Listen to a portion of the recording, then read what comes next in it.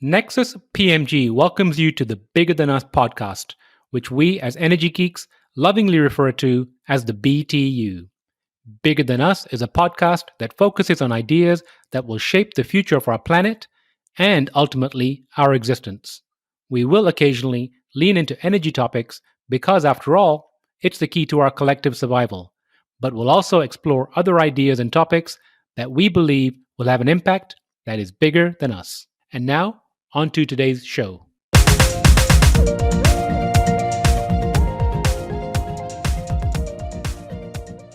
Hello, and welcome to the Bigger Than Us podcast. I'm your host, Raj Daniels, and today I'd like to welcome Jon Leland to the show. Jon is the Vice President of Insights and Head of Environmental Impact at Kickstarter, the world's largest platform for crowdfunding creative work. He leads data science, analytics, user research, and strategy in addition to the company's environmental commitments. He is also the creator of This Place Will Be Water, a climate change mobilization campaign focused on sea level rise with thousands of participants across 30 countries, and recently launched This Place Will Burn, mapping the increase in major wildfires fueled by climate change in the next 40 years. Previously, he worked on environmental justice issues as an advisor to the Palau mission to the UN and at the NRDC. Jon, how are you doing today? I'm doing great. It's sunny and blazing hot in New York City today. And I was going to ask where you're at, so thank you for sharing that. I'm down in Dallas, and I think we're going to hit the mid-90s today, so I think we're pretty comparable. Yeah, it's about the same here. And in terms of where to be in the United States right now, I feel very lucky to be on the East Coast at the moment. Yes, and we'll get to that later in our show. But I want to start with this question. If you were asked to share something interesting about yourself, what would it be? It's a broad question. I mean, I think for this podcast, I think something that might be interesting is my origin story of getting into climate, because it was not something I was looking to get involved in. And I wound up getting looped into supporting the ambassador to the nation of Palau back in 2012. I was a law student at the time, and in the United Nations, you don't think about it, but you have these small countries that don't have many people, right? Palau is, I think, about 30,000 to 50,000 people. There's not that many people in Palau, and they have to negotiate and advocate their interests on an international stage, going up against behemoths like the United States and these massive countries that have a ton of resources and a ton of people. And so I wound up getting involved in supporting the ambassador to the United Nations from Palau. And he asked me to work on developing a climate proposal for them. It was a position paper. It's essentially building, what would a world climate organization modeled after the WTO look like? And wound up going to the Security Council meeting in 2012, which was the first Security Council meeting on climate change. And the president of Nauru spoke in a heartbreaking fashion about how his country was going to disappear within his lifetime. And that was really a wake-up call for me in terms of just, how significant the impacts were going to be of climate change and how soon they would hit. I had a similar situation recently. I was reading a book or an article, and they mentioned Kiribati. Now, I've heard the name in my lifetime, but I don't know where it's located. And I learned that Kiribati, it's in the Pacific Ocean. It's only about a meter above sea level. And some of the challenges that they're going to face as, the sea levels do rise. And to your point, earlier we talked about New York, and I'm here in Dallas. And I think we often forget the other parts of the world just because we're engaged in daily life and, and just not out of any kind of malice, just ignorance. But we forget the other parts of the world and some of the challenges that they face. So I really appreciate you highlighting that and sharing that. So, Jon, you're with Kickstarter, and I'm sure almost everyone in the audience has heard of Kickstarter. But if you will, or if you can you give a brief overview of Kickstarter? Sure. Kickstarter is a crowdfunding platform. It's rewards-based, where people raise money for what we call creative projects. So you have to be making something to share with others. There's no health bills or anything like that on the platform. It's all films, new innovations, design, technology, games, music, art. And we are the largest crowdfunding platform in the world for doing that kind of creative work. And I mentioned to you before we started recording that I had Emma Rose of Final Straw on the show several episodes ago, and she was able to raise over $1 million in Kickstarter and has subsequently raised other projects too. So I appreciate you sharing that. What are some of the more interesting projects that you've seen on Kickstarter, or some that have surprised you? Yeah, so the joy of working at Kickstarter is seeing a constant flow of surprising ideas and projects come to the platform. Some of my favorite that come to mind right now are that are just unexpected projects that funded were silent meditation. Uh, I'm a meditator, and I actually have done a meditation project on Kickstarter in the past. But this was a vinyl record that is two sides of just complete silence. And how much were they able to raise? They raised about $6,000, and I think it was acquired by a museum, the project. So it was extraordinarily successful. Wow, that's pretty amazing. Yeah, 206 backers supported the vinyl pressing of Complete Silence. Wow. And in a different direction, one of my favorite projects of all time that I think speaks to one of the things I really love about the platform and what it can do is a project called That Dragon Cancer, which is a video game that by a developer who lost his very young son to cancer, and he created a video game about this experience. And it's a really heartbreaking work. It's also the sort of thing that would never get made by a publisher, right? And a big part of the reason why I love working at Kickstarter is it provides the opportunity for something that kind of beautiful, but also unusual. It doesn't fit into any sort of mold of the way things are made. No games publisher is going to fund the development of a video game about losing your 5-year-old son to cancer. Right.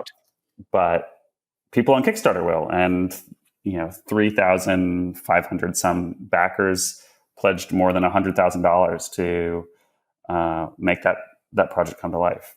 And that's the sort of thing that is just sort of really beautiful to see. That really is amazing. And before we switch gears off of Kickstarter, I know there are people listening that perhaps have ideas or want to put a campaign on Kickstarter. If you could share a couple of your thoughts regarding what you think maybe 1, 2, 3 best ways, best practices for them to do so, I'd really appreciate it. Yeah, certainly. I think doing a Kickstarter campaign is difficult in a lot of respects, but it should be if you're trying to raise a lot of money. You really just want to think about, once you have an idea that you really think is strong and solid and you think has a lot of potential, one, how do you communicate that idea in a way that's not about your own attachment and interest in the idea, but communicating it in a way that is going to get people excited? Who is your audience? Being very specific about who are the communities that you're looking to engage to support your work, and going to them and starting to build connections to them before you launch. So getting your idea in front of people, not just launching cold to the world, but starting to engage the audiences that you are specifically targeting with your work, because that's critical for success on Kickstarter. And the more pre-work you do to sort of build that foundational base of support, and those people might exist in Reddit forums, they might be on subscribers to a certain newsletter, they might have meetups, which I guess now are virtual meetups. Figuring out where those people congregate, engaging them early in your project so they also feel some investment in it. They feel a personal attachment to not just liking the idea, but to the success of this idea, can really help give you the foundation so that when you do launch on Kickstarter, you have that sort of base of support. You know that you figured out how to connect that concept to people in communities that you are trying to reach through your campaign, and having a plan for the whole 30 days. Kickstarter is not something where you can just sort of put an idea up and then it's not a set it and forget it platform. You have to have a plan for how you're going to launch on day one and how you're going to grow your audience from there. So that might be digital marketing. It might be reaching out to bloggers or press, things like that. So having that plan in place and all that pre-work is critical. It's all about what you do beforehand. It's not what you do during the campaign. So, for all of you that are on the fence about a campaign, now you have the secret. Go do it. Jon, I would be remiss not to ask you, have you ever had any campaigns on Kickstarter? Yes, I've had 4 now, and I have one that is currently live that's relevant to this discussion, called "This Place Will Burn," which is it's a factual statement about many places currently in the United States, what's happening currently, but is going to be increasingly the case. So it's a project where we've made the first county level map of that shows how climate change is increasing the frequency of very large wildfires in the United States. And we're pairing that with a set of posters and biodegradable stickers that people in these communities can post either in their storefronts or on telephone poles and on their cars that raise kind of awareness and the alarm about just what's happening in these communities. And this isn't over the long term. This is in the next 2 decades, 2 to 3 decades, that we're seeing these increases, as evidenced by what's happening in California right now. The intention of the project is really to get people in communities that, I think people try not to think about climate change if they can help it, because it's a scary problem and it's hard to confront. But the more that people are confronted with the reality of climate change, the more they're compelled to act in the face of it. So it's a way of kind of putting these stark, personalized, localized reminders in communities about the danger that climate change poses, and compels people to mobilize on the crisis. So, what kind of data are you collecting for that information? I worked with a climate scientist from the University of Idaho, and he had published a paper on this with a number of other academics, but the data was all in these giant blocks overlaid on the United States, and it was in a PDF, right? I found this across the climate science space, is that there's a ton of really interesting information that is buried in PDFs that is entirely inaccessible to the layperson. And so I reached out to him, asked him to give me the data, and we reworked it to map it to county lines, because people actually know what county they live in, and it's a political boundary, so it's easier to mobilize people and do political messaging with that sort of boundary in place, and then built a digital interactive map. When a person logs onto this map, will they be able to know when their particular county or area or region will essentially move into, perhaps a high danger zone? Yeah, it'll show kind of what the frequency of these large fires has been and what they're going to be in the next couple of decades. Anyone can see the map at thisplacewillburn.org. I will put a link in the show notes. You mentioned 4 campaigns. What are the other campaigns or future campaigns? The other campaigns were, you'll sense a theme. This Place Will Be Water, which is a similar project but centered on sea level rise. So people can check that project out at thisplacewillbewater.org. We've had now thousands of people participate in that project across the world, posting stickers of places that will be underwater due to climate change. We did a poster project for the climate strike. It was small and very quick, just in a couple of weeks last year. And then my first project was a meditation project called Animal Meditations, which are a series of meditations on what it might be like to be specific animals. So, as a fellow meditator, I have to ask you, what kind of meditation do you do at this time, and how frequently? I do mindfulness meditation once or twice a day. And for how long? 20 minutes, ideally. Sometimes it's shorter, though.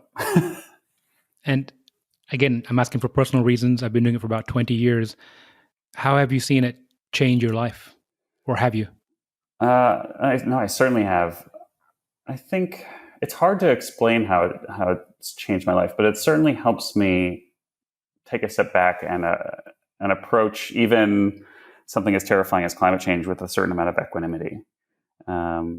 It helps you sit in a position that accepts the way that things change and that things always change, Climate change is certainly a major change that we're seeing in the world, and it can be scary and overwhelming. And meditation is really helpful at just sort of sitting with change and accepting it, not overreacting to it. At least not too much emotionally where it's paralyzing. I remain very motivated to fight climate change, but I'm not overcome by the terror of it. I can definitely relate regarding the equanimity piece. My wife often says, Raj, if we won the lottery or if I told you something bad really happened, you pretty much have the same reaction. So I don't know if it's a good thing or a bad thing. Place then. Right.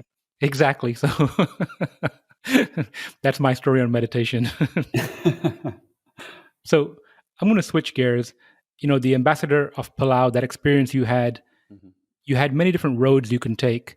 Crux of our conversation is the why behind what you do. So what really moved you? What drove you to move into this, the sustainability sector? Well, it's been not a linear path. So from that experience, I worked. I was in law school at Stanford at the time, and I worked in the environmental law clinic at Stanford, and did a number of work for the National Resources Defense Council. I wound up deciding that environmental law was not the path I wanted to be on, specifically because law was not the path I wanted to be on. So I wound up leaving that path and starting my own small tech company in San Francisco, which then led me to Kickstarter after that shut down. And I've been at Kickstarter for 6 years. And my job has not been, I wasn't hired to do sustainability there. And I've had pretty much every job at Kickstarter. I'm currently the vice president of Insights. So I oversee our data science, user research, analytics. But I'm also kind of one of the old men of Kickstarter who've just been around forever and know where all the bodies are buried. And a few years ago, when we reincorporated as a public benefit corporation, we included environmental commitments in our charter. And knowing that our organization had made those commitments and that this was an issue that I cared a lot about, and I saw the opportunity to leverage a company I already worked for.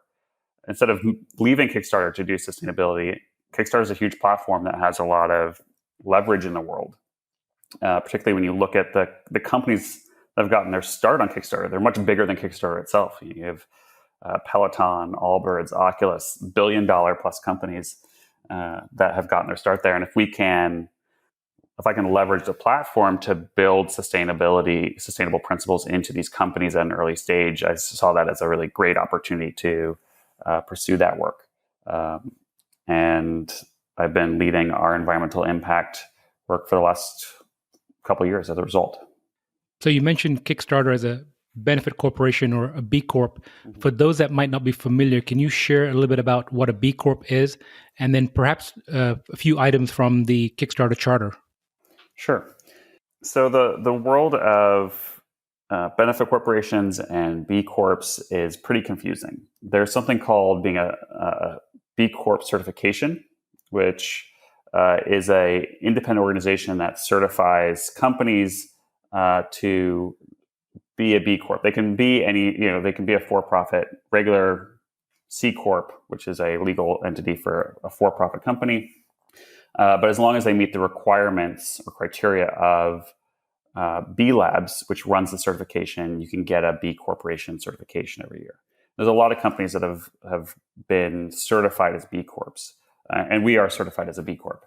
You can go one step further as a company, which with a legally reincorporating or designating your company as a public benefit corporation. This is a relatively new legal construct, but it basically allows you to put into the charter of a for-profit company that the purpose of the company has public benefits, as opposed to maximizing shareholder value. Right? So part of the challenge that we've seen with capitalism in its modern form is that the legal requirement that a corporation maximize shareholder value has skewed the incentives and the legal obligations of corporations to destroy the environment and destroy communities. And so the public benefit corporation allows you to create a company that has as its legal obligations these core public benefits, so that you can't have shareholders just forcing a company to take sort of socially destructive courses of action. And can you share a few of the public benefits from Kickstarter's charter? So Kickstarter's charter states that our primary mission is to help bring creative projects to life. So we commit in that to engaging beyond our walls with the greater issues and conversations that affect artists and creators. Now, typically that's been issues around arts funding, so advocating in Congress for continued funding of the NEA when that's been threatened, the National Endowment for the Arts. But we see actually climate change as fitting within this obligation because climate change impacts everyone. And it's so universal that to support artists and creators means fighting climate change. We make commitments around never selling user data to third parties. We commit to having privacy policies that are fair and transparent. We also commit to not using any like kind of tax loopholes or even legal, like kind of quasi-legal tax management strategies that seek to reduce the company's tax burden. We think it's important for companies to just pay their fair share of taxes. Something I would like to see more companies do, to be honest. And we also explicitly say that we'll seek to limit our environmental impact, and that includes our own impact as a company, as an organization that has a building and has employees and servers, but also managing the platform itself, the ecosystem itself, to make better decisions and more sustainable decisions about the products and projects that they're creating. And I'm going to put a link to the Kickstarter charter in the show notes. And for you audience members, I highly recommend you check out the Easter egg of the Read the Creative Independent while you're on their site. Jon, can you share a little bit about the Creative Independent? Yeah, the Creative Independent is a independent publication that publishes interviews with artists and creators across all disciplines, really about the creative process. They tend to be very kind of intimate, focused interviews about the challenges or the ways that they approach making creative work. We try to pull out insights from those that can be helpful to creators. And we also publish guides that might be helpful to independent creators. So whether that's how you might manage your taxes as an independent creator or just dealing with things like writer's block. It's really it has an approach of what we call slow internet.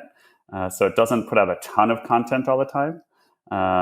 But we put out a few interviews every week, typically, and they are very well done and very well curated. Well, definitely spoke to me. The slow internet piece I really love, and I've been lost in a few of the articles there. I love them, especially the one that came out most recently regarding the woman in salt. So I appreciate you sharing that. So I'm going to ask you, Jon, what are the most valuable lessons you've learned about yourself on this journey? 8 years-ish now, specifically in the sustainability piece. What comes to mind for you that you would say, these are 3 or 4 lessons that I've taken away? Yeah, I mean, there's a lot of interest in getting into the climate space, which is fantastic. And, historically, I've seen a lot of conversations about what's the right place to be working on this issue. And I really think it's such a huge issue. There's no single right answer to that. And so you have to find, I'd say first thing is you just have to start working on it, right? Find the intersection of this very broad, expansive area and how that intersects with your resources, your talents, your interests, and start building stuff. And it doesn't have to be the biggest thing in the world. You can start working on small projects, get involved with companies that look like they're doing something interesting and start talking to them and seeing if you can help out. There's so much opportunity in the space that it's almost overwhelming.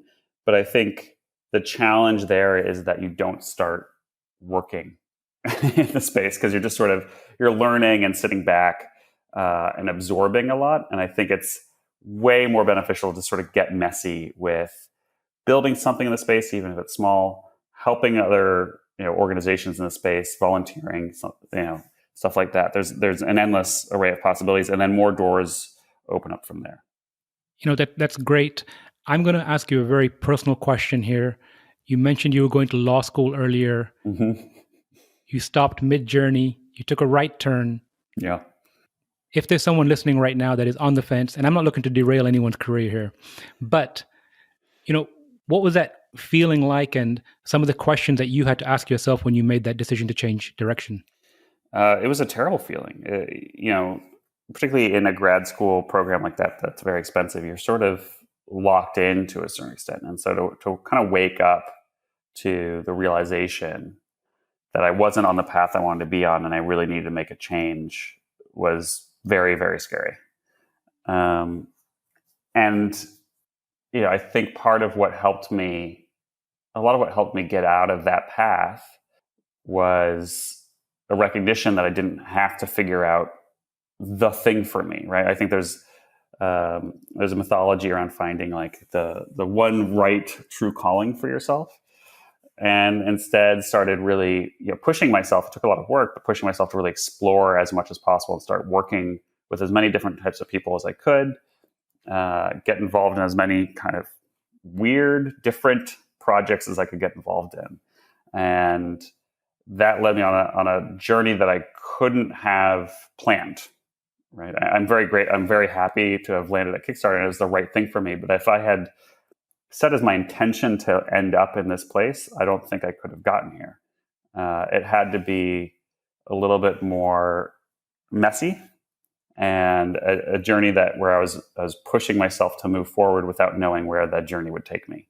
And that's a very uncomfortable feeling, I think, for most people, particularly someone who is relatively risk averse, because being a lawyer, you're trained in being risk averse. So it's particularly scary for those of us with legal training. But I'm fortunate that it landed me someplace that I'm very happy to be. Well, I think being a lawyer is also being trained to be a pessimist, and yes. I think Kickstarter works with optimists. People are looking out to the future, which leads nicely to my next question, which you mentioned being the old man at Kickstarter, knowing where the quote unquote bodies are buried, but without, revealing where the bodies are. 2025, what does Kickstarter look like? And I don't expect you to speak for the whole organization, obviously, but your vision of, what does Kickstarter look like in the future? Yeah, I mean, this is something I'm working on presently. Kickstarter can go in a lot of directions. I don't know exactly where Kickstarter will be by 2025. And that's part of the joy of the company and the platform. The point of Kickstarter, and this is something that Aziz, our current CEO, described Kickstarter to me in this way 6 months ago or so. He said it should be primordial soup, right? It should be the bubbling, messy, frothy primordial soup from which new ideas emerge. And so it's, from our perspective, it's a question of, how do you maintain that primordial soup, and what are the ingredients of it within a changing environment? We look to externally and what's happening. The COVID epidemic has decimated creative industries and independent creators in particular. Artists, anyone that's working in with the sorts of unstable or partial income has been really deeply affected by it. So we're looking at ways that we can increase our support for those creators and build in new forms of capital and new ways that people can engage with projects that doesn't require such an intense kind of discovery process and engagement with each individual project, but can we create an experience or set of experiences that allows for lighter engagement, but just as much reward back for backers. I don't know what's going to happen to the future of dance, theater, film, music, all of which are really struggling right now because people can't make work the way that they used to. So we will have to adapt as those industries adapt, as people find new ways to make work and find new ways to consume work from those kinds of artists. Well, I look forward to watching the next evolution of Kickstarter. Last question is, and you've already peppered the conversation with quite a few bits of advice along the way, but if you could share some specific advice or words of wisdom with the audience? It could be professional or personal. What would it be? That's such a big question. I've certainly sprinkled this conversation with quite a bit of advice. Something I think about with the climate space is to recognize it, particularly from a social perspective, to recognize what an amazing opportunity that this moment represents. And I think watching kind of the Republican National Convention, sorry to bring politics into it, but the pessimistic view and divisive, the partisan view that we currently have of American society in particular, can feel, we're in this moment where people feel very disconnected from each other. And a lot of people feel a lack of community and a lack of purpose in their lives. And those things that vacuum in our societies, leading to things like QAnon taking off, which is terrifying, right? But people are finding purpose and community through that conspiracy theory. Climate change, I view as just this opportunity to do the same thing, but for good, right? As terrifying as it is, it provides us a moment to band together and work together for a common cause that is undeniably good. And so I think something I would just ask people to keep in mind as they go on their own journeys on how they want to participate in the clean tech space or climate movement is just to keep that opportunity in mind. And as they do their work and how they engage people in their work, to try to invite them into participating in this collective, maybe joyful fight to save our planet and save our civilization. I think you've given people something to think about. Also with your campaigns, this place will burn, this place will be water. I think to a certain extent, people have the opportunity to say this place will be X ? Mm-hmm. They can choose what this place will be. And I really enjoyed speaking with you. Is there anything else I should have asked you that I have not? I don't think so. We covered a lot. Well, John, I really appreciate it. I look forward to watching Kickstarter grow and catching up with you again soon. Thank you so much, Raj. Thank you, John. Thank you for listening. If you like our show, please give us a rating and review on iTunes. And you can show your support by sharing our show with a friend or reach out to us on social media, where you'll find us under our Nexus PMG handle. If there's a subject or topic you'd like to hear about, send me an email, btu@nexuspmg.com, or contact me via our website, nexuspmg.com. And while you're there, you can sign up for our monthly newsletter where we share what we're reading and thinking about in the clean tech, green tech sectors. Bigger Than Us is a Nexus PMG production.